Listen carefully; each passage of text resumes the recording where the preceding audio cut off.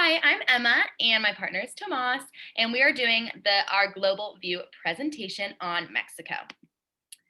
So Mexico is located in the southern region of North America. It's bordered by North America to the north and Belize and Guatemala to the southeast. Mexico is made up of 31 states, and it's actually the 13th largest country. So now diving into Mexico's leadership style. I thought I'd start with a little bit of background information on Mexico's history because it really applies to the current leadership now.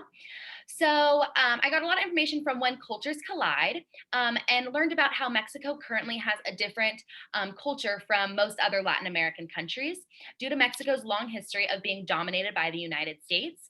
So going all the way back to the 1500s, when the Aztec Empire ruled Mexico, the treatment of indigenous people created a lasting inferiority complex.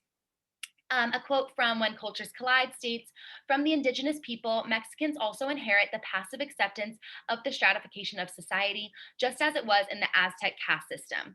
So this quote describes how Mexico's foundation has had a hierarchical culture for decades. So it's kind of ingrained into their culture and how their leadership style was set up. So, looking at Mexico's leadership style, it primarily relies on family connection and networking.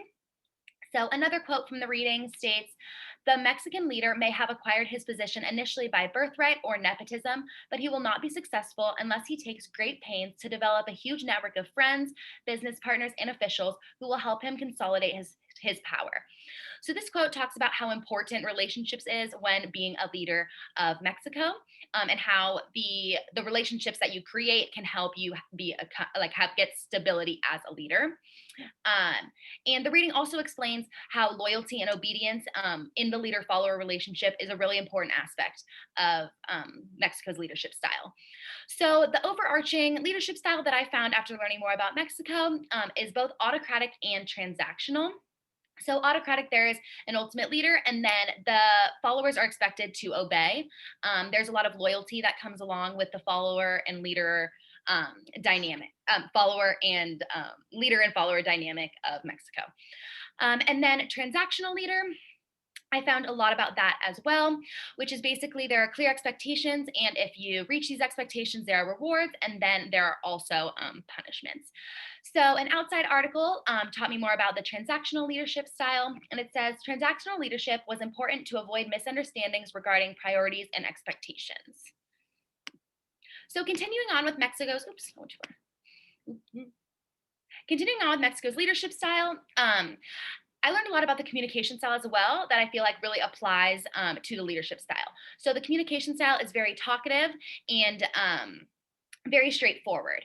So and since the leadership style relies heavily on relationships, I feel like this type of communication makes sense to go with this leadership style. Um, and also, I learned that Mexico is a low trust country. So people will trust immediate family and friends, but not much more than that.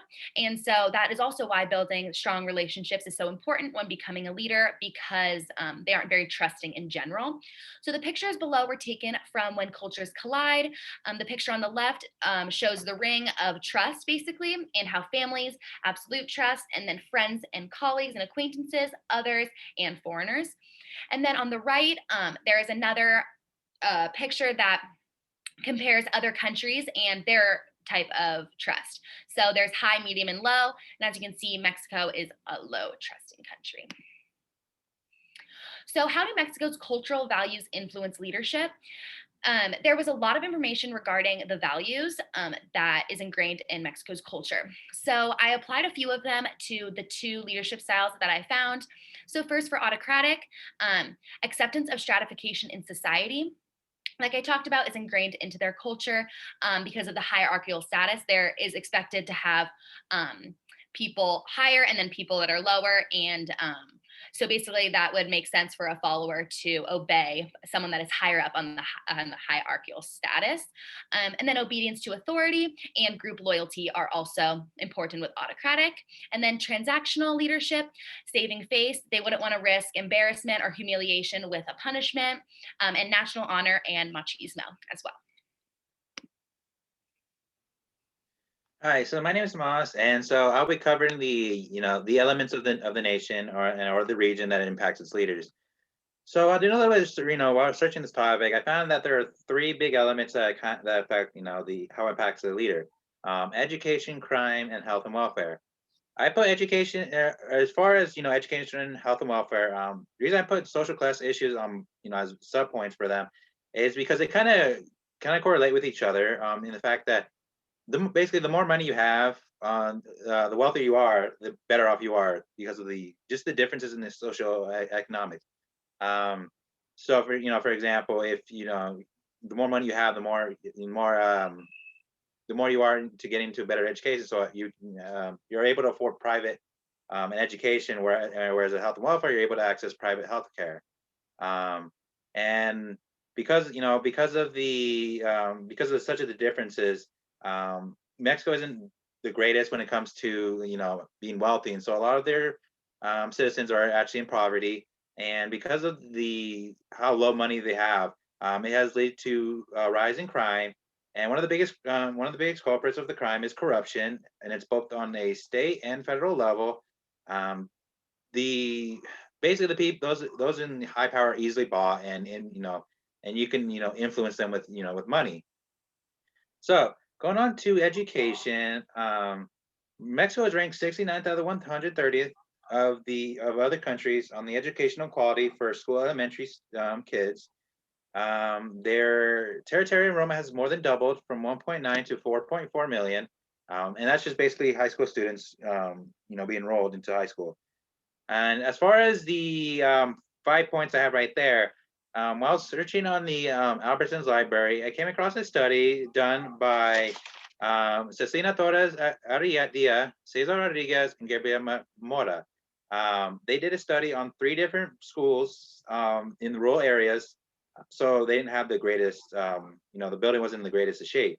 What they were studying is how the principals, how they ran their schools, and kind of find out what their principles were when they run the school.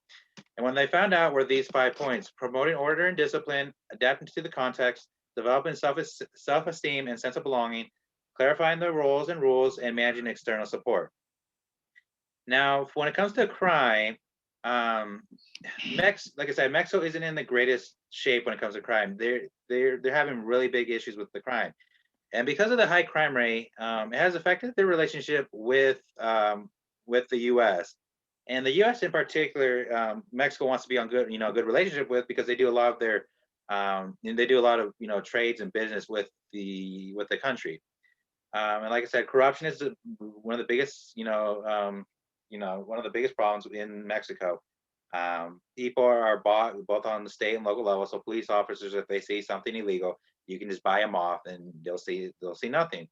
Um, and because of the high crime, the previous presidents have thought that by taking out the high priority targets, kingpins or just leaders of groups, would quell the violence and the crime down.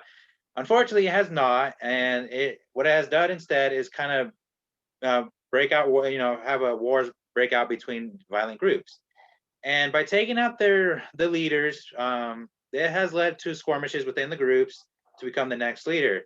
And because of this, some of the leaders are fairly young, and if because of the who they surround themselves with, they feel like they need to prove themselves. So lastly, with the health and welfare, similar to education, it's all about this, the social economics. Rural areas have higher mobility levels because they don't have as good or adequate health care, or able to access it. A lot of the rural areas do have some form of doctor. Um, I struggle to say doctors because some of them are not licensed, or anything like that. They do have education in the medical field, but as far as getting licensed, it's up in the air. To get to the hospitals and stuff like that, you actually do have to go to the bigger cities, and that's where all the hospitals are mainly at.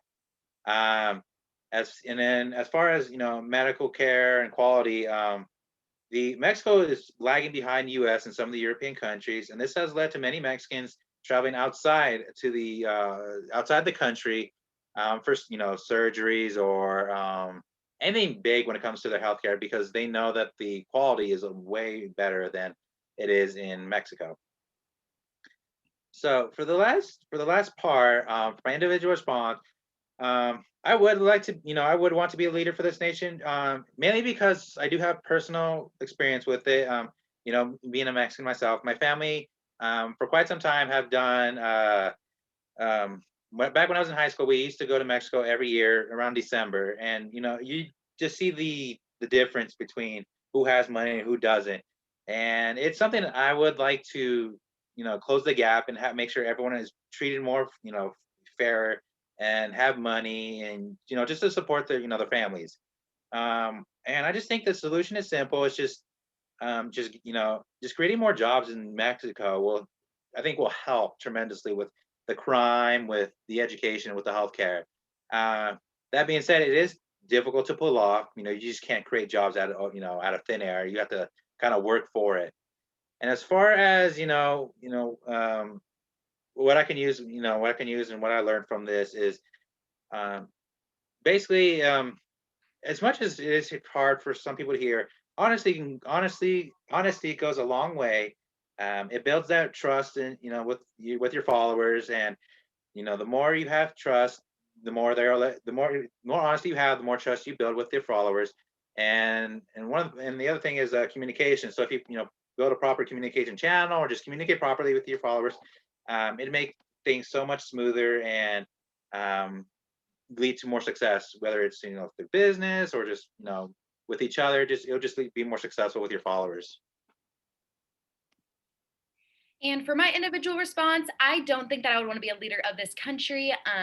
Like Tomas talked about a lot, there's a lack of equality and there's big socioeconomic factors that seem really difficult to deal with. And autocratic and transactional leadership are the two leadership styles that I found, but I feel like these are not the type of leadership I would want to enforce. I think that in this case, transformational leadership would be more effective to empower the followers rather than like obedience.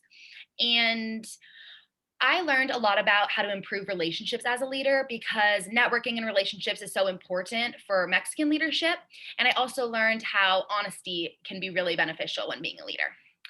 And next, we have our references for the information we got. And thank you for listening. Thank you.